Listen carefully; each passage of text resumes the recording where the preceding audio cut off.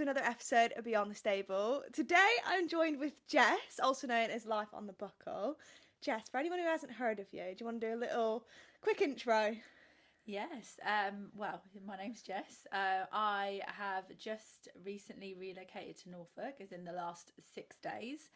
I am 34 years old, and I have a little boy called Terry, and husband. I nearly forgot him. You wouldn't be happy with that. Husband. Yeah, we just recently bought a new house.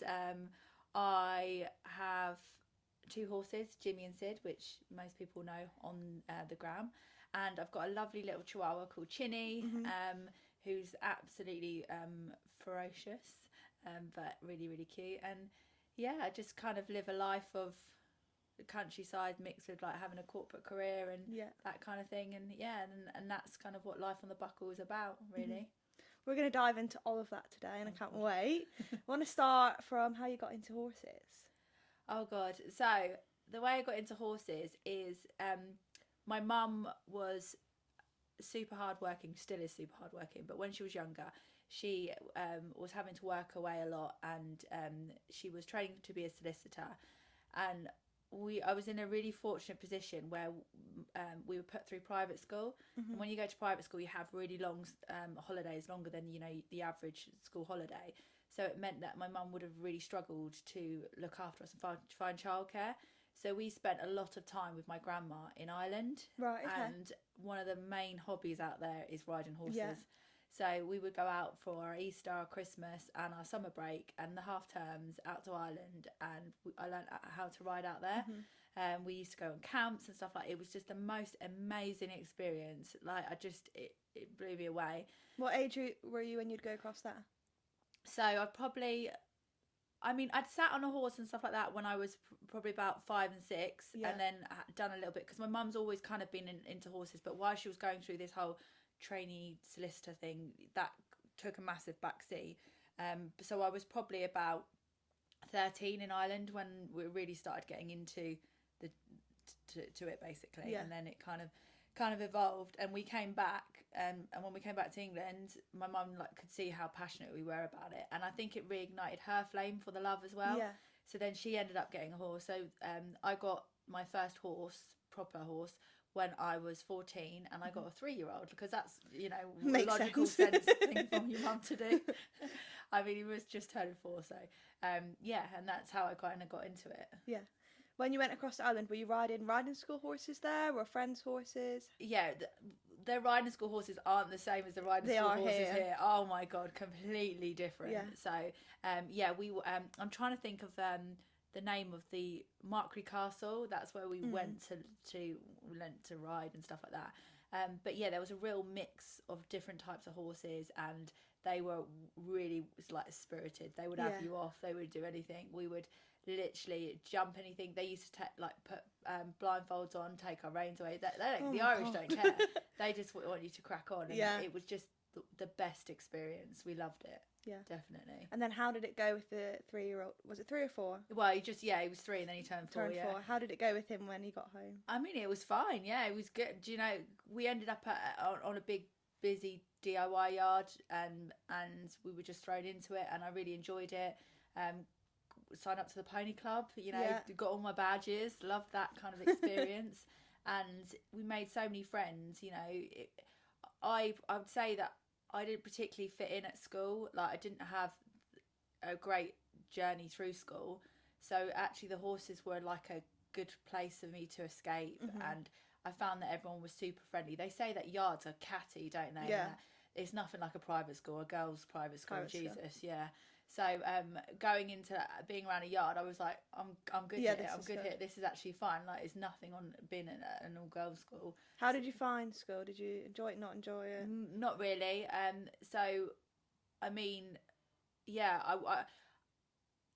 it would not be an experience I want to repeat back, again. Yeah, no, I didn't enjoy it. I think a lot of private school people, they come from wealth, they have a lot of money, and it's almost like that keeping up with the Joneses. Like when you don't have a lot, although my grandparents, and I'm really privileged, my grandparents had the money to put me through private school. My mum wasn't wealthy. Yeah. We lived in a council house on a council estate, and she drove an Escort. And do you know what I mean? So at the weekends when they were going out and doing all these parties and events and driving around in the Range Rovers and all like that, my mum couldn't do that. We couldn't keep up with that. So I was always on the outside because I couldn't play with. Do you know what I mean? It was like that. So it wasn't a nice experience. And but saying that, if I hadn't have gone to private school, I think I would have really struggled with my education. It gave me definitely the basis to you know, a good education. I think if I'd ended up in a mainstream school, then I wouldn't. There's no way I would have got the education I had. So it's just that mix, and it wasn't pleasant, but I'm kind of glad it happened, because I probably wouldn't be in the position I am now with my career without it. But it's a hard environment. Yeah. So when you were at the private school, did you have the horse at that time? Yeah, had the horses. So I took a break when I was 15 for a couple of years. I basically kind of just got into boys, and the horse got ditched. See you later. So I feel like that happens to a lot of people. Yeah, 100%. And you know what? You know, it would have been the right thing to do, because my heart wasn't in it. So I had a few years off, and then my mum and my sister still had their horses, and they were just, you know, ticking over and just doing things like that. And then basically my mum got injured, and she asked me to come and help look after her horse. And then I kind of started looking after him, got on him a few times, really enjoyed it. And then it just, like, overnight, it's like a light switch flicked, and I was like, oh my God, I'm obsessed again. Give me a pony. You know, it was like that. And and I haven't looked back since. So I probably got a horse at 17, and then I've, you know, I'm now 34, so I've been going ham at it now. If you didn't already know, this podcast is powered by Atlantic Harmony Equestrian, which is my equestrian clothing brand. I'm currently repping the navy quarter zip. We also have hoodies, t-shirts, leggings, beanies, literally all sorts. If you want to have a look and check out some of our collections, you can head across to www.atlanticharmonyequestrian.co.uk.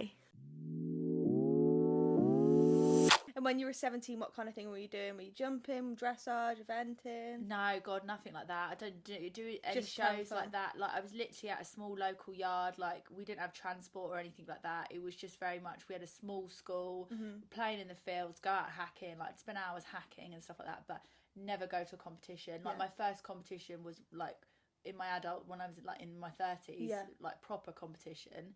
I wouldn't have done it when I was younger. And what was it like having a sister to ride with? Yeah, really good. Like, me and my sister are really tight. So does she still ride now? No, she's a raging vegan. So complete opposite.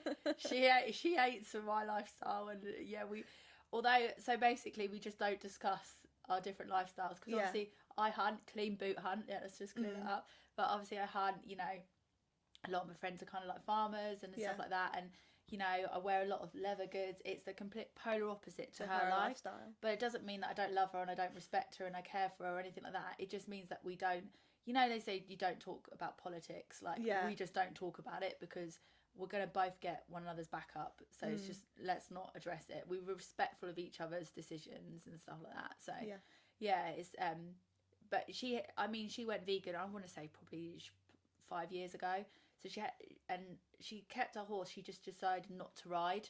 So she continued looking after her and everything like that. But she was like, I'm not going to put a bit in her mouth or a saddle on or whatever. But yeah, no, we get on really well, and it was nice to have her. But we're only a year apart. So yeah, we're really tight in that kind of age. That's Mum got jiggy.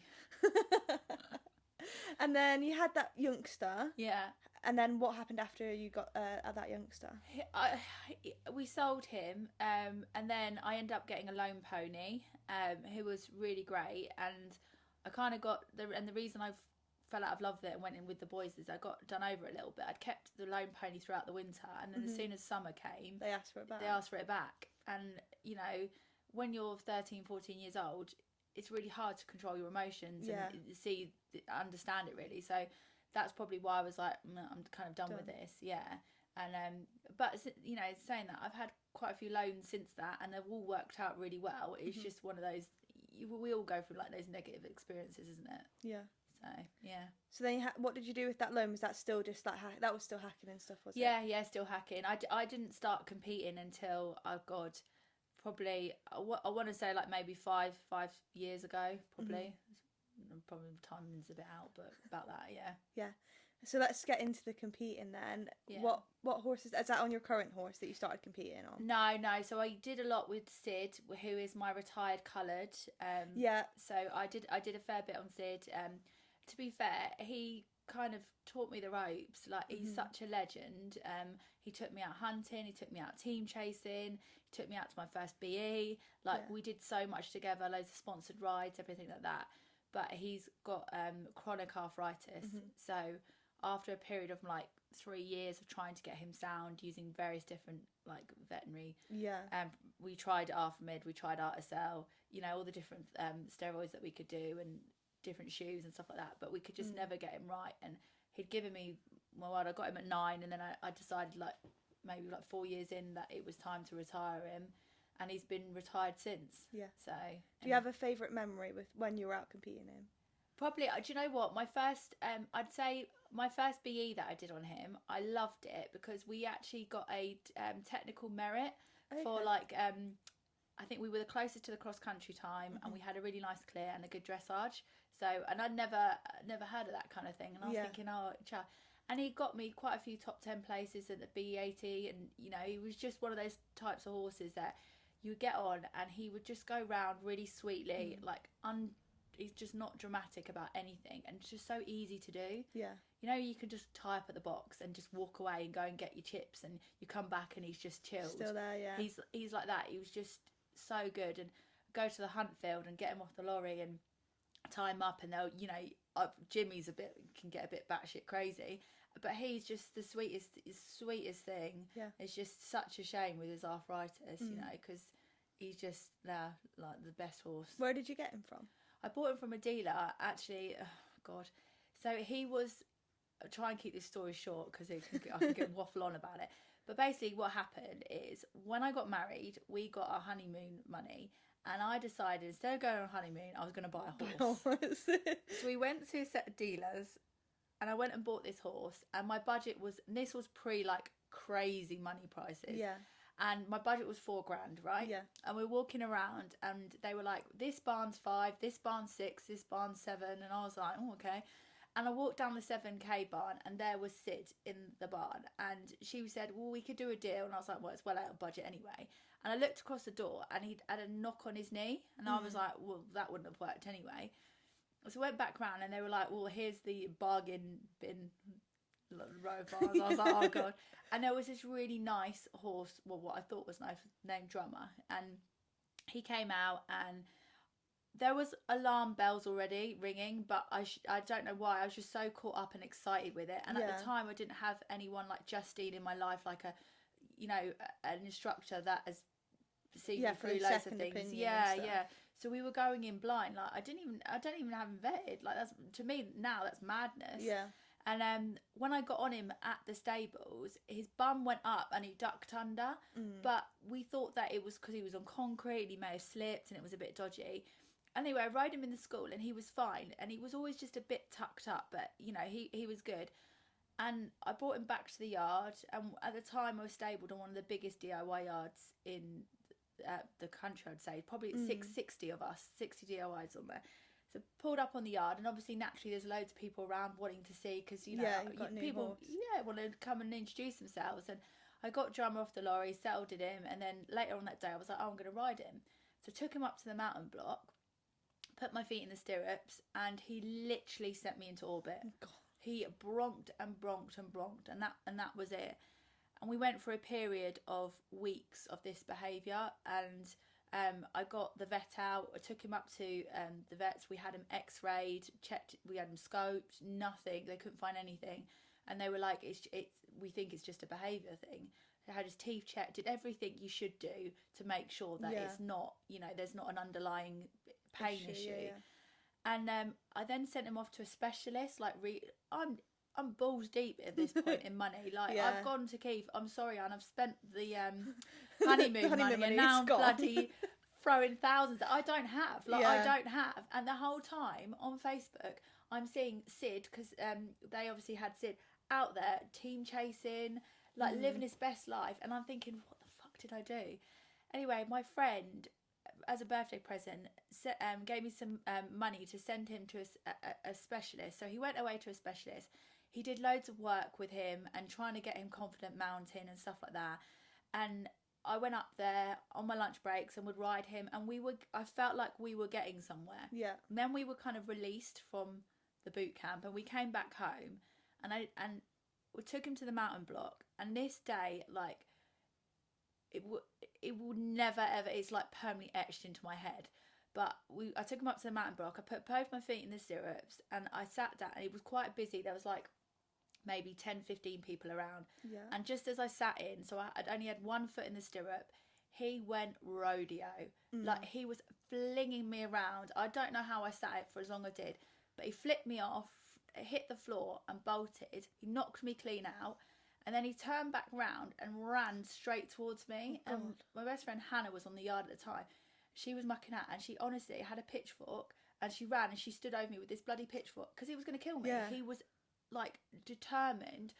So she's like trying to wave this thing to stop him, and he was just going out, and everyone's screaming, you know, like it's mass pandemonium around me. Yeah. And I sit up, and once I come back around, I sit up and I'm livid. I'm seething inside because I'm just heartbroken at that. I've like done everything I could have possibly done. I've done the vet route. I've done, you know, the carrot sticks, the bloody everything you could possibly think of, and it's still I'm on the floor. And I think I then got blinded out of pure like upsetness. I went and caught him. I brought him back to the mountain block, and I put my foot in my stirrup to get back on. And my mum came around the corner, and my mum said, "Please do not get on that horse. You're gonna die." She was like, "You're gonna die. It's gonna snap your neck. Do not get on that horse." And it's bizarre because before I was super confident. Like, I've always been a really confident rider, but drummer over a period of weeks and months had literally chipped me. Yeah. I would have gotten anything. I would have been the person at the yard that would have gotten anything and would have been absolutely fine. But he had like mentally destroyed me. Financially, like he'd ruined me. So I contacted the dealers again and said, "Look, I'm in a position," and I then offered to give him to the trainer that he went away for the specialist care free, and he wouldn't. He said, "I'm sorry, he's too unpredictable." God, and I'm like, that says a lot, doesn't it? What do you do? What am I meant to do now? Yeah, and so in my head I'm like, right, retire. You know, he's 6 years old. I was like, retire. You know, that's the other option. Or because I bought him from a dealer, I contacted the dealer, and basically he was on sales livery. So, and the owners had scarpered, which says it all as well, doesn't it? So they said, "We'll happily take him, but you got to top it up."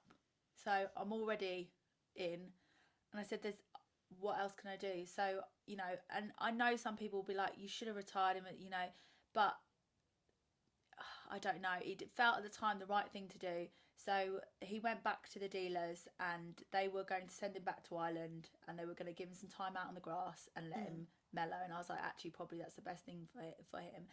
And I went back up to the yard, and Sid was still there. And at the time, they were using him as a hunt hireling, and it's really spooky because the other day I was stalking Justine's Facebook profile, and I was going through her photos, and I came across a photo of Justine jumping in this massive hedge, and next to her was another rider on Sid. Oh. And I was like, I looked at it and I double take, and he's got this really obvious upside down butterfly marking on him, and I was like, oh my god, that's Sid. And I sent it to Justine. I was like, Justine, like, you know Sid, like, what is this? And she said that her friend had used, they were hunting in Leicestershire, and a friend had used the dealers as a hireling, and basically they'd use Sid. I just think that, like, how spooky that is. Yeah. Yeah. It's like the invisible string theory. Have you heard of that? No.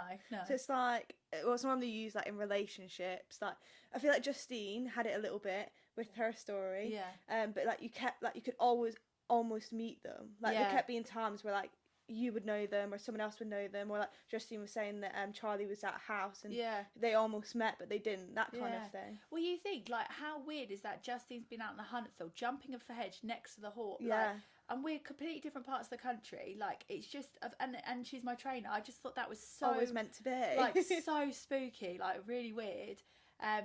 yeah, so they pulled him out, and obviously I'd seen a lot of stuff that he'd been doing on Facebook. They would been doing team chasing and stuff like that. It obviously was more money now because he'd done more things as well. I was like, great, thanks for that, guys. And they were like, do you want to see the girl ride him? And I was like, yeah, please. So the girl took him into the school, and at the opposite side of the school, they were putting up a massive barn. So these big welders, and Sid was coming round to a jump, and they fired up this welder, and Sid jumped over the wing of the fence and punted the rider off, and the rider fell off in front of us. I was like, great. It's going really well. Doing everything for my confidence, isn't it? And so I couldn't get on. Yeah. I was too nervous. My friend Hannah, she was like, I'll get on, and she rode him. She loved him. She was like, get on. So sat on him. I only walked and trotted Sid on one side of the road. I couldn't do anything more. And I was like, yeah, let's have him. And I put him back up on that lorry, and I took him home. Didn't get him vetted or anything like that. And got him back home, and he was like the best horse for me. Yeah. He was just exactly what I needed at that time. You know, don't get me wrong, he decked me loads of times, but nothing nasty, nothing malicious or anything like that. And that's why I felt like I owed him the best retirement that I could give him. Yeah. You know, because he was just my total heart horse, and he's just amazing. How did you find getting your confidence back up? Was that a struggle? Yeah, and I'll be honest, and I didn't like Sid for 6 months. I'll be perfectly honest, but I didn't like riding. I didn't like horses in general.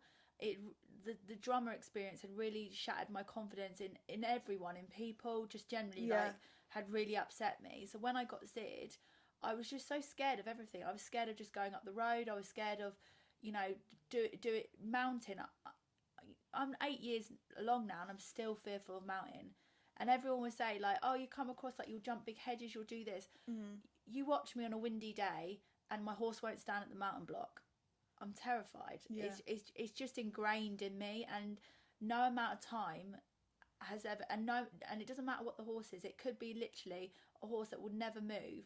I'm just so worried because that whole insecurity of not having the other foot in the other stirrup, because, you know, you're not really going to be able to stay on if a horse goes nuts and you've only got one stirrup. Yeah. And it's just so ingrained. And, like, you know, I've obviously had help in terms of like psychology help and stuff like that. How have you found that? Because I've really struggled with confidence and falls and stuff, and I'm like at a loss of what route to go down with. I could pay for lessons, or I can pay for like kind of the mental side of things. Was it beneficial for you? No. I tried 2 different people. It didn't. The only way I've been able to rebuild confidence is little and often. I always say it. You know, it doesn't matter whether I get on and get off, and that I call it a day. Like, even if it's just tacking up, for example, like the amount of people that I come across that are even just scared leading their horses down from the field because they're spooking. Like, it's just that little and often. And even if you don't want to do it, you have to do it, no matter how worried you are, because once you've done it, you are literally buzzing. You're buzzing off your tits, aren't you? And you're like, oh, I'm so proud. But in that moment, you're like, and I've got the habit of when I'm worried or nervous, I freeze. And that's why it's so great having Justin in the warm-up, because I literally go around like this, like, I do that, like so not bad. doing anything, like trying to avoid people but thinking I'm going to die. And, you know, having Justin like relax, like talking to me, it's just little and often is you know. And I think people think, oh, unless I'm eventing and doing that, I'm not being successful. It's not true. Like, if you get your horse around a field and you have a good ride, that's success in my mind. So you're just building it up, like starting a little and growing it up, and before you know it, the little, you know, hack around that field won't seem like it's such a big thing, and then you'll be able to add something else onto it and just build it up. Just don't overface yourself. And Justine's always got his saying of like, don't overthink it, and I think that's like deep buried in my head now. I'm like, why are you overthinking it? Yeah, I'm terrible. I'll literally have planned the whole situation out in my head before I've even You done probably anything. thought about the air ambulance coming, haven't you? And like, you know, oh my god, they're gonna I'm not cut even off sat on the horse yet. and the matching underwear. They're gonna see, like, I'm like that. I'm like, oh my god, I'm actually like, it's like full blown nuclear invasion going on, and it's actually the reality of it is it's nothing like that. But when you've gone through experiences and you've really hurt yourself, or it does confidence is so fragile, isn't it? And it's really hard, and it takes time to rebuild. You can lose it in a second, and it takes ages to rebuild. Yeah. But little and often is definitely what I would do. Yeah. So you started competing him. Yeah. Did you get your own transport and stuff? Did you have a nice little network around you at that time when you first started going out? Yeah, well, I've always been really fortunate in the fact that I've come from a big yard, big DIY yard, so there was plenty of people around us. We used to hire like a little lorry, like the local 3.5 ton lorries, and go out and stuff like that. And then we we were lucky that our friend was selling a lorry, and me and Mum went half on it, and we bought this lorry, and then it kind of was like the ticket to freedom. As soon as you got your own transport, because hiring those little 3.5 tons, like once you factor in the hire cost, the diesel, everything like that, and then your entry cost, and your chips and everything like that, you're out like 250 quid for the day. Yeah, Like, could go on holiday for that. yeah, and you could get someone ringing you the bell at the first. Yeah. Like, it's insane. It's Yeah. insane. But the lorry is a massive money pit. But it is my my ticket to freedom. So, but I've always been quite fortunate with the people around me. Like, Hannah, like, great support. We've been like friends for probably 8-9 years now. And we've always shared horses. So we've had that tight connection. And the days that I don't feel as brave, she would step in and ride, and the days that she hadn't felt as confident, I would do. And it was a partnership that kind of works. It still works really well. So yeah. How did you and Hannah meet? At the yard. So we used to have like lone ponies, and basically what would happen is one would go lame and the other one would be all right. So then we would kind of like share one for a little bit, and then we've had this kind of agreement for the last probably seven odd years. And then the way that I wouldn't say it was formalised, but the way it came together more was I got pregnant, and then I was riding up to about 24 weeks, and then I had a foal. And then at the time, Hannah unfortunately just had a horse PTS. So I was like, do you want to take over Sid? This is before Sid's retirement. And she was like, yeah, absolutely. So she looked after him all throughout my pregnancy. I would obviously drive them to shows, do everything like that, and support on the ground. And, took her to Aston. She did loads of eventing and stuff like that. All the different team chases she did. Loved it. So yeah, it's nice. It works well like that way. Yeah, amazing. And then how soon after did you get your next one after you retired him? So just as I came back after having my son Terry, we made the decision that I couldn't get Sid comfortable enough, so we retired him. And then was that a hard decision to make? It was hard, but the right. Yeah, we exhausted every opportunity. We exhausted everything. There was no other avenues that we could go down, and I just. Yeah, there was nothing else. My hands were tied. If I could have cut his legs off and given him, I would have. But there was literally there was nothing more I could have done. One year we were in 15 grand, so I was like, that's it. That's how we made the decision. So and it was the right thing for him. And then literally we then tried to find Jim, which is my grey, and that was just an awful experience. Speak me through it. 7 failed vettings. And that vettings are bloody expensive. It was just an awful experience. When you go looking... When you were buying him, did you and Hannah always know that you were going to share? Yeah. I knew that. So I own the boys, and then the way it works is financially, I can cover the horses. Hannah was more time rich, right? That's how it would work better. So Hannah had more time, and I had less time because I had my career, and I had Hannah obviously had a career, but I had quite a demanding one, which meant I was travelling all over the place, and I had Terry, and everything like that. So I was more strapped for time, where Hannah had more time. So that's how it works really well. So whatever we were going to buy had to work for the both of us. Yeah. And I don't ever see Hannah as a sharer. Like, I call her a co-parent. Yeah. We co-parent together and everything like that. I'd never... It always makes it sound like if you're at a show or something and they're like refer to Hannah as a sharer, because she's more than that. She's loved them like they're her own, and she deserves that kind of title or whatever. Yeah. So we knew what we were going in together. Did you both want to buy something very similar? Yeah, we've got exactly the same taste. Exact same taste. We enjoy doing the same sport, like we would same discipline. So we did whatever we would knew, but we wanted something that was established, that wasn't a grey or a coloured, because honestly, the bar thing is next Yeah. level. And we wanted something that was a little bit older, that was a gelding, that was going to show us the ropes and just look after us. Similar to Sid, but maybe just like a V8 version of him, you know, just ramp him up a little bit. Not like too spicy, but just a bit more that. Yeah. So you were never out of you, and one of you loved it, and the other wasn't sure. No. We that knew, makes it easy, doesn't yeah, it? 100%. We sat on horses, and like, we knew what we liked and what we didn't. We were looking for exactly the same thing. So yeah, but we just had numerous failed things, like through bone cysts and all sorts like that. We bought a horse. Turns out we couldn't even get it off the yard. What, just wouldn't load? Wouldn't hack out the yard. Oh, wouldn't. Okay. And given that we didn't have any other horse to ride, that was absolutely not going to work, because how do you be on a yard on your own if you've got no other horses to ride it? And it turns out that was a known issue. So that horse went back and stuff like that. It was just a minefield trying to find Jimmy. And Jimmy was everything that we didn't want. Not because he's not great, but he was young. He was 5. He was grey. I don't actually really care about the colour, but yeah, he was grey, and he was wobbly. I was still nervous because I'd ridden Sid for the last 7 years, and I've just had a baby, and now all of a sudden I'm going to buy a youngster, and it was just a lot to kind of compute in my head. Yeah. And he wasn't what I kind of said. I said I wanted something that was showing me rope. It was going to be the opposite, but because I had Hannah, and Hannah was more established and, you know, we went in with more confidence, because Hannah could help with, you know, bringing him on and stuff like that, where, you know, I'd still be trying to get my confidence back from after having a baby, because that's a whole other thing. But yeah, it went well. Yeah. And then once you got him, what did you guys do with him?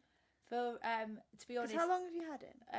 Coming up 3 years. So he was really like under muscled, quite weak.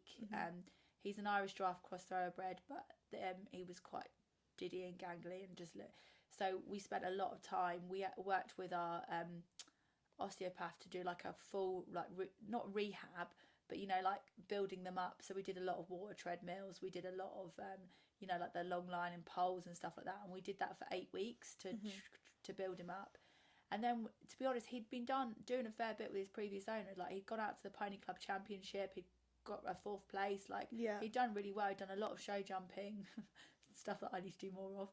And he was going really well. So it wasn't like, you know, we bought this project. He was established, but there was lots of stuff that we could improve on, like building him up and giving him the time to mature and fill out and do everything like that. So we did take him out relatively short. After probably about 3 months, we started going competitions and stuff like that, and, you know, really enjoying him. And he just turned his hoof to everything. He's very much like Sid in that aspect, in that, you know, he will give a go at everything. And it's nice. What discipline were you mainly doing on him? Well, we do a bit of everything. So to do eventing, like, you know, low level. I wanted to do some affiliated stuff this year. He does he likes hunting, does team chasing. He does. I mean, he would go out and do pure dressage, and I probably need to do more of that. And but it's not my bag. But, you know, it's something that I need to work on. Yeah, I've seen on your Instagram this year you've got a say yes mindset. Yes. How did that come about? Do you know what? I've seen that. And I was like, I love that. Yeah, I kind of always had a say yes, but I do say yes to everything. I think Instagram has opened up so many opportunities, and I'm not just talking about like brand deals and, you know, going to events, but it's the friendships it like cultivates. Like, it's mad. There's no way I would have met Lucy, Justine, you know, Lauren, my other friends, without Instagram. Like, it brings a community together. And then before you know it, you know, I'm saying, like, I said I wanted to come up to Justine for some lessons. She was like, do you want to stay at mine? Never even met the lady, and I'm sleeping in the house that night. You know, and normally I would have said, oh no, can't do that. But I was like, yeah, why not? Yeah. And then the more I said yes, the more doors opened and the more opportunities came up. And actually, you know, sometimes we're so quick to get in our own head and shut things down because of the fear of the unknown and being like, oh, I don't want to do this. But, like, what's the worst can happen if you say yes? Yeah. Like, you don't enjoy it, you don't do it again, move on. And that's where I'm kind of like in my life at the moment. I'm just like, yeah, I can do that. You know, if someone says to me, you know, recently changed, got a promotion at work. A couple of years ago, I would never have ever thought that was even imaginable that I would be in that position. But I think because I am like, yes, I want to do this. Yes, I want to move to Norfolk. Yes, I want to chase my dreams. And like people have been so sweet on Instagram, like messaging saying, I can't believe this is all happening. Like, but it's because I've literally just been like, yeah. Give me the opportunity, let me go for it. And yeah, I haven't said no to anything at the moment. Such a good mindset to have. Yeah, definitely. And I think once you get into it and you see, like, you kind of start reaping the rewards, you then are more like, yeah, why didn't I do this like 5 years ago? I've really, just. Let's talk about the social media side of things. Yeah. So, you used to YouTube. You've stopped YouTube now, haven't you? Yeah. How come? Because I first found you through YouTube and then found the Instagram afterwards. I think honestly, it's such a ball ache. The editing. Just the time. I don't even have a laptop. I have a work laptop, but I don't have like a normal laptop. So the whole thought of trying to edit on your phone and stuff like that is just, it's so time consuming. I would love to vlog because I feel like when I look back at the ones that I did film, they're just so great. Particularly the ones with Sid. I'm like, oh my God. It's just finding the time and finding a balance, and actually something's got to give. And until I get like set up properly with a computer and I've got the time, that's what's given. And and it's unfortunate because I would love to do YouTube, and I see these guys do it, and I just think the memories.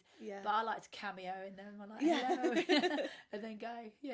How do you find the Instagram side of things? I love Instagram. I mean, I was thinking about this earlier in terms of like how long I've had the account. Like most people with equine accounts, they start off, you know, your personal account, don't you? And then it kind of evolves into a equestrian account. And I look back at some of the content and I think, oh my God, that's so grainy, like as if I put that out. But I do love it. I think what's a real shame is like tattle and stuff like that, we were a lot more carefree with like the content that was being put out. You know, I'd make so many joke videos and it would just be so much more carefree and more real, I think. But now there's this whole mentality of the fear of being bashed, that you basically only show the good stuff because then you're less likely to be slagged off. And it's almost like now Instagram is, and as much as I want to be real on it, you know, I do absolutely hold a piece of myself back from it because I just don't want to be slated on it. But I do like, I love it. I just wish that we could get to the point where we could almost go back a couple of years and just have that more organic, like fun, joking around content. But instead, like Instagram's evolved now where it's like professional slick reels with amazing photography, and basically if you haven't got a videographer following you around at an event, you know, your stuff's not going to go viral and stuff like that. And it's very different to what it used to be. And then it's not necessarily a bad thing because, you know, I love the clear content and I love seeing what people are up to. I just wish we could get that happy balance of where in the middle it's a bit more real. And, you know, I like to see not like seeing people fall off, but I like to see the tough days because we all have them. And that's what makes it relatable, isn't it? No, 100%. Do you have any tips for anyone who would want to start maybe an Instagram account or YouTube? Just do it. Like when I started, back to the say yes mindset. just do it. Like I know a lot of people is like, oh, I don't want to feel like, you know, how do you get so confident in stories? Honestly, it's that little and often thing that I do. You just build yourself up. You just pretend you're chatting to your mate. You film it, put it up, and then just don't look at it for a few hours. That's basically. And you just build your confidence with it. But it is so amazing. Beside all the stuff that comes off the back of it, the friendships that you make are just amazing, you know. And I'd probably say I probably wouldn't be in Norfolk. I probably wouldn't have the horse. I probably wouldn't have where I am without Instagram. And it's not saying I wouldn't be successful without Instagram, but it's just it's opened a door to so many opportunities. It's great, definitely. I want to speak a little bit about your corporate life and how you balance everything. So for anyone who doesn't know kind of your career, what do you do? So I work for a payments company, and I work as a relationship director. So I look after large corporates and help them with their payment services, basically. So yeah, that's my technically my Monday to Friday 9 to 5, which isn't a Monday to Friday 9 to 5. It's a lot. You know, I've recently moved. I was with the same company for the last 11 years. And then I took the jump because of a friend that I met through Instagram, Adventures of Megatron. She worked for the same company, and she gave me the nudge to say, come over to the dark side. So I've always worked in a bank. Yeah. So she was like, come over to the dark side, and that's exactly what I did. I jumped ship, and it was a big risk for me. But again, it was a bit that was the start of the say yes mentality. Yeah. Was that I'm going to change jobs. And then I realised that's probably the most scariest thing I've ever done, because, you know, the job is what pays the mortgage. The job is what feeds the horses. It's what, you know, keeps everything ticking. Without that, I feel incredibly vulnerable. So but as soon as I made that decision and I realised that actually, if that's okay, everything else is fine. Do you know what I mean? Just go for it. So, yeah, changed jobs. I went into the payment industry, and that was a big move for me, because although I've worked in the finance sector for, you know, 11 odd years, I've never worked in that sphere. I didn't know the product set. I didn't know anything like that. So it was a baptism by fire. Yeah. And but I don't a single second regret the move. I absolutely love it. But it is a challenge when you've got a corporate career. But I'm really fortunate with me changing from that previous company to the new company. I work from home. Yeah. And the difference is huge. Just not having that commute and stuff. The commute, and just little things like, you know, popping down, and where, you know, you might be in the office and you'd spend like 15 minutes talking to Brenda by the dishwasher. I can put a wash on. Yeah. I could just do stuff around the house, and it meant that I could nip up to the horses and feed them and come back, and it's not a drama. Like, it's just so helpful working from home. So although I've got a corporate career, it is a working from home corporate career. Yeah. I do go out and see clients on the road, and, you know, I do go all over the country and stuff like that, and that's obviously time consuming. But predominantly, you know, I am home based, and that was just such a great move for me, enabling me to balance like my whole life really around having the job and stuff like that, you know. And obviously I've got Hannah and there, so it worked really well. Yeah. Then you're also a mum. How does that play a part in balancing everything? Do you know what? Like, when I got pregnant, I remember the conversation I had with my husband and my mum at the time, just saying like, how am I going to make this work? Like, I don't know how you do it. But and everyone you just make it work, and it's so true. You just do it. Yeah. Like, there is times where I can't ride and I can't do I can't go to a show. Like, I don't typically go to shows on Saturdays because I don't have any childcare. And I know there's plenty of people that do take their children to events and stuff like that. I've got a feral toddler. He doesn't want to. He'd want to ride the horse, and then he gets upset if I'm riding and he can't ride and stuff like that. So I just try and work out what works for us as a family. But you know, I am fortunate that Terry goes to nursery 8 till 6, for example. So as soon as I've dropped him off at nursery, I don't start work till 9. So I've got that hour window to sort the horses out. You know, the horses live out 24/7 as well, which is a game changer. I think there's little things that you can do in your life that help you be successful. You know, for me, it was working from home, and the other one's having the boys live out. It's perfect for them, but also it works really well with my lifestyle. And then I can do it all. I mean, if I had them in all year, mucking them out, and I had to travel into London every day, it'd be completely different. But I don't. And although I am a corporate girl, there's different types of corporate people, I think, and it depends on, you know, what you're doing and where you're working, really. 100%.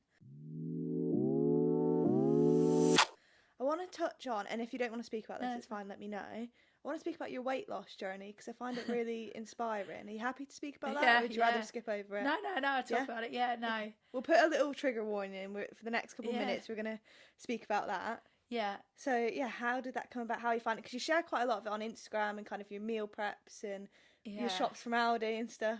It came about because of Tattle, if I'm honest. I'd received, it was actually, I was going on my first time out with the hunt with Jimmy, so I was super nervous.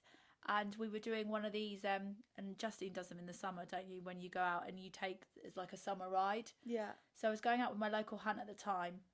And I was super nervous because Jimmy at the time it was quite difficult to hack because he was like spirited, and I was nervous, and I was going on my own. I didn't know anyone else there, but it was that whole say yes, I'm going to do it. Yeah.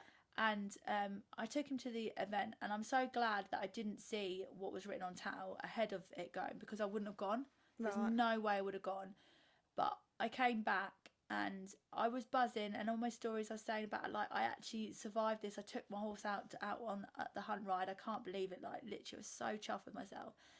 And then someone messaged me, and it doesn't often happen, because I know this is one of the things that people ask, like, do you get sent stuff from Tattle? Now, no, not so much, but in the earlier days when Tattle, was just building, people used to screenshot and send stuff. Someone screenshotted a comment saying that Life on the Buckle was a fat cunt and can't ride and doesn't deserve Jimmy. I'm sorry to bleep that. No, that's fine. And I remember just reading it, and I was like, oh my God. And I was hysterical. I was like, not hysterical about the pit I couldn't ride, but about me being a fat C-U-N-T. I don't know how you bleep that. Call me, Anyway, they said that, and I was just beside myself. I was like, I can't believe that. And that was the first time they'd ever addressed me on Tattle. And then to land it so like that, I was like, wow. Yeah. And to be fair, a lot of tattlers on there jumped to my defence and said, that is disgusting, she's not fat, blah, blah, blah. I was overweight at the time. I can't deny it. I was definitely overweight. But it wasn't their place to say that. And it was at no detriment to Jimmy. Like, Jimmy's a big horse. Like, it wasn't like I was I was really overweight and then they were doing it as a welfare thing. They were doing it because they were being nasty and they wanted to upset my day. That's why they were doing it. It wasn't because, I was really heavy, Jimmy was slim, and it wasn't fair on him. It was nothing to do with that. They just wanted to ruin what was probably felt like a huge high for me in such a long time, to go from being terrified to then going somewhere on your own on a hunt to end the day on that was just like soul destroying. And I just thought, obviously I'm not happy with my weight because it's upset me that much. So it was the fuel. And I don't want to say Tattle was what made me skinny, because it's not, but it was definitely lit a fire under me. And I was like, right, I don't ever want to feel like that ever again. I'm never ever going to cry on my sofa for 4 hours while eating loads of chocolate about that again. So that's why I enlisted help of a PT, and I just went down the route of like sorting my body out and feeling better about myself and everything like that. And I shared tips because it's so hard when you are, and me and Justine were talking about, and I think I was talking to my mum about this as well when we went out for dinner the other night. When you're a food addict, and I quite happily say I'm addicted to food, like when you're a food addict, it is really hard to silence that noise that's in your head. And when you're a food addict, it's really hard because you can't go cold turkey when you're a food addict, because you need it to live. You always have to eat. And I think that's when it's really, really hard, because it's just, you can't tell someone just to stop eating. It's like, eat less. Great, thanks for that, hun. Like, it's not that simple. It's not as simple as that. If you use food as an emotional crutch, which I do, like, it's a huge bad day, I'll go to the cupboard. It's a huge emotional crutch for me. It was just, really, really hard. And that's why I thought I'd like to share stuff to see if it helps anyone, because the amount of people that were coming forward and saying, oh my God, I'm in the exact same shoes as you, it's hard. It's so hard. But it was, again, one of the best things I did, because I just feel like a completely different person from it. It helped my riding. It helped, build my relationship with Jimmy as well, because I was more confident, and definitely. Amazing. Yeah. Sorry, I've forgotten what my next thing is. No, don't worry. I never knew that it was through a hate comment. Yeah, it was horrible. If you Google, I'm also a food addict. yeah, if you Google Life on the Buckle, the first thing, and that was the other thing that really I found really hard. If you Google Life on the Buckle now, like the third, fourth search down is that comment. Yeah, and what's hard is, so at the moment with my promotion, I'm going through a advanced screening and adverse media. So, like, I was talking to my boss about it the other day, and I was like, this is like, I don't think people realise the ramifications of writing on Tattle. Like, actually, this affects people's careers and stuff like that. Like, you might think, oh, they won't be interested in a gossip website, but if you're putting down that people neglect horses and stuff like, they will absolutely be interested in it. Yeah. And you've got to be. I don't think people, when they're commenting, they don't see the other side of it, and actually the impact it would have on someone. Like, it's mad when you think about it. I want to speak about the move. Yes. And how it all came about and how you're finding it. Oh my God, I love it. So It all came about with as much as probably people think that I've just moved to Norfolk because I love Justine and Lucy. is No, I've been coming to Norfolk for, well, since me and my husband got together. So we did my baby moon here, like Yeah. long before I knew Justine and Lucy. We naturally loved Norfolk. We would come at any opportunity to go to the beach, Wells, always took the horses, like literally my favourite place to be. I just felt at peace with it. Um, so it's always been like a thing that, to be honest, I never thought I'd be able to live in Norfolk. I just knew that it's just a place that I like to go and naturally gravitate towards it. And then I don't know what made us decide to do. I think as I got to know Justine and Lucy and that lot, and then I spent more time hunting and spent more time up here. I was travelling back and forth a lot, and then because I then changed my job and I was working from home, Yeah, and my job made it possible. Yeah, it made it possible, and also you can get a bit more for your money in terms of houses here. And it's a better lifestyle for bringing up a toddler. Yeah. So I was like, well, what are the negatives? Like, why would I not want to do this? The only thing that has shocked me is the price of shoes up here. Oh my god, Shoes. What for the horse? horses? Oh my god. So where I'm from, how much do they charge here? I pay 70 quid for a full set of Yeah, shoes that's with fine. stud holes. 120? Oh, really? 120 pounds. Like, Jesus. Not tight, but I was like, oh, okay. Yeah, quite a difference. Yeah, and I thought there would be loads of, like, I don't know why, because I see so much countryside around here. I automatically thought that there would be a huge amount of like livery yards, and Yeah. that's complete opposite. It's scarce over here. Oh, really? Yeah. There's hardly, particularly what I'm looking for. I wanted 24/7 turnout. Like there's not many yards that operate in that manner. Yeah. So that was difficult, but yeah, we just made a decision. We were like, let's do this. Let's try and find the house, um, and yeah, we saw quite a few, and we obviously found the one that we've got now and loved it. But it's moved really quick. Yeah. We were up against the sort of timeline without like sounding really boring. But during the latest budget, they removed multiple dwelling relief. So the property has an annex on it. So with multiple dwelling relief, we pay half stamp duty. Yeah. So as of the end of May, if we hadn't completed, we would have had to pay an additional 8,000. Right. So that's why I think people are like, oh my god, that happened so really fast. quick. It did, but it had to, because hun, I ain't waiting 2 more weeks to pay another 8 grand. Yeah. You mad? So yeah, that's why it, like, grew legs pretty quickly. We went for it. But yeah, we love it.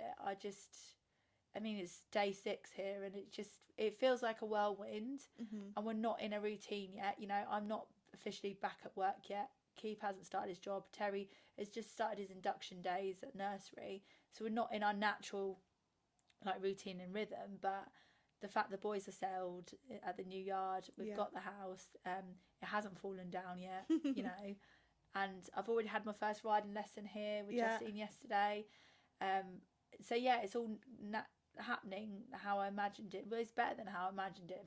If I'm honest, I wasn't sure what I was getting in. Yeah. It's a big move, you know, picking up your life and doing something like that. But it just works. Yeah. And you're renovating your house. Are you enjoying doing that? Yeah, I do. Or is it a task you wish you didn't have to do? Oh, I do love it. I do like. You know, it's a dream house for me. You know, Yeah. I've come from, and we had an ex-council house, and there's nothing wrong with ex-council houses, so don't shoot me, but they don't have character. Yeah. And I dreamed of, like, and I was fortunate with our ex-council that we had fields next to us, and it was beautiful views and stuff like that. But the house just didn't work for us anymore. You know, there wasn't the like, particularly, and Justine's is a great example of her house. Her kitchen's like a family hub. You know, they all gravitate there. You sit down, you cook dinner, you eat, and everything like that, and you sit there and watch telly and stuff like that, and it just gives you that vibe. I didn't have that in my old house, and I want that for Terry. I want him to feel like people come together and we, you know, have a good time. And Yeah. And I just thought, what better if with this house, there's just so much you can do with it, and it just become like the dream family home. Like, you know, it's bigger than we're probably bitten off more than we can chew, but it's an exciting project and it's there forever. Yeah. Definitely. What are your goals now you've moved here with the horses? Oh my god. So I'm like full steam ahead in my head. Full steam ahead. I just, you know, with buying a house and changing, you know, having this thing with work, I have taken a slight, not a back step, but I haven't been as gung-ho with riding at all. Like, I haven't entered as many events and stuff. Like, I've done a couple of bits. So it's very much sorting out my show jumping. I've got to do lots of show jumping to get the rideability back and do some flat work, get back at eventing, and just, you know, and do the summer rides and just enjoy it, really. Yeah. I just want to go out and have fun.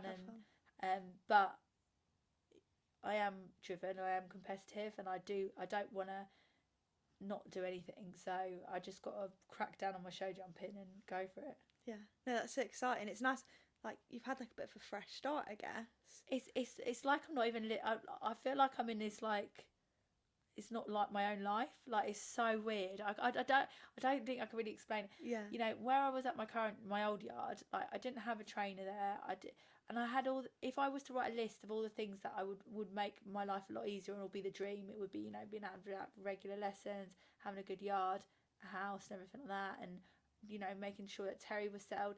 Like, it's all come true, and I could, like, it's a bit of a pinch me moment, because you just think, like, not that, and I'm not being, like, self-deprecating and saying, oh, I don't deserve it. That's not, it's just, you get shocked by it, because you just think, I didn't actually think I could pull it off. Like, I thought I could pull elements of it off, but actually it's happened, and I'm here, and we're living it, and it's going, touch wood, as smoothly as I expected it, you know, as expected. It's just the dream, and I feel so fortunate and lucky to have it. And, you know, I think some people are just naturally lucky, and apart from the scenarios I talked about with drama and stuff like that, since I've had that say yes thing, a lot of luck has happened to me. Yeah. And it's just a great space to be in, you know. As long as the house don't burn down next week, we're all right. No, it's so exciting. I can't wait to watch the journey and follow along with you. Yeah. So I mean, I had the kitchen design around last night, and I was getting so excited. Keith was like, what budget do you have? What planet are you living on, hun? And I was like, yeah, an island here, this. And he was like, calm down. Yeah, I'm really excited with it. It's so exciting. And yeah, like I said, I can't wait to watch it all on Instagram and on your stories and stuff. So this podcast is called Beyond the Stable. So I want to know what you do out with horses. I know we've touched on quite a bit, actually. But what have you got, another hobby or something you like to do on your weekends? Oh my god, I'd love to say, like, I could do painting like Justine and stuff like that. But no, what are my hobbies? I enjoy drinking. Can you say that? I enjoy drinking. Yeah, you can say that. Going out for a drink. Aperol spritz, like. I do. I'm quite a social person. There's nothing more that I like sitting in the pub garden with a nice Aperol. Like that is my jam. But I do enjoy doing new stuff with Terry as well. Like, he's just so inquisitive, and I love just seeing him, you know, explore and do stuff like that, and spending just time with my family. Like, I'm just so grateful for them, and just being able to be in their company. I don't know whether they would say the same thing, but yeah, just spending time with my family and drinking. No, that's great. Not like a crazy dog, I don't know. No, yeah, just booze. Yeah, that's why I've got the bad voice. Yeah. No, my final question for you is, who do you think would make a good guest on the podcast? Who would you like to see on Beyond the Stable? I think my friend Lauren, Adventures of Megatron, I think she's got such an interesting story of how she managed to rehab her mare with her significant kissing spines, and she's back jumping, dressage. Like, she's won multiple championships. She's basically just insane amount of rosettes. But I just think her dedication is so interesting, and I feel like when you've got to the point where you've discovered something like kissing spine, and you think that it's career ending, or there's no way you'll come back, and actually when you hear someone's not only been able to do that but has come back better, I think that's so motivational. And just how she's done it, you know, hats off to her. It's an incredible story. And yeah, I find it interesting every time I hear it. Amazing. Well, I've loved speaking to you. No, thank you for having me. Yeah, thank you for being on it. Thanks for my jumper. I like the colour. It's nice and soft. I'm glad you like it. Yeah. Guys, if you have watched on YouTube, then make sure you're subscribing and liking. If you're across on Spotify, make sure you're leaving a review. And I'll see you next Monday. Thank you so much for joining me. Thanks. Woo.